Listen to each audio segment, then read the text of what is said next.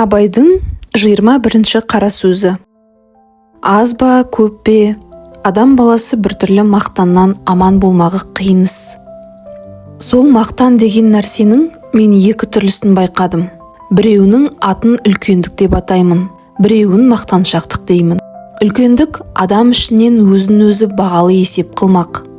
Яғни надан атанбастығын, жеңіл атанбастығын, мақтаншақ атанбастығын, әдепсіз, арсыз, байлаусыз, пайдасыз, сұрамшақ, өсекші, өтірікші, алдамшы, кеселді, осындай жарамсыз қылықтардан сақтанып, сол мінездерді бойына қорлық біліп, өзін ондайлардан зор есептемек. Бұл мінез ақылдылардың, арлылардың, артықтардың мінезі. Олар өзімді жақсы демесе мейлі білсін, жаман дегізбесе екен деп азаптанады. Екінші, мақтаншақ деген біреу демесін демейді, десін дейді. Бай десін, батыр десін, қу десін, пысық десін, әрдайым не түрлі болса да десін деп азаптанып жүріп, демесінді ұмытып кетеді.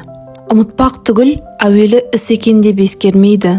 Мұндай мақтаншақтардың өзі үш түрлі болады. Біреуі жатқа мақтанарлық мақтанды іздейді.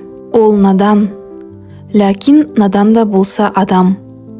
Екіншісі өз елінің ішінде мақтанарлық мақтанды іздейді. Оның надандығы толық, адамдығы әбден толық емес. Үшіншісі өз үйіне келіп айтпаса, я ауылына ғана келіп айтпаса, өзге кісі қостамайтын мақтанды іздейді. Ол наданның наданы, ләкин өзі адам емес. Жатқа мақталсам екен деген елім мақтаса екен дейді. Еліме мақталсам екен деген ағайыным мақтаса екен дейді.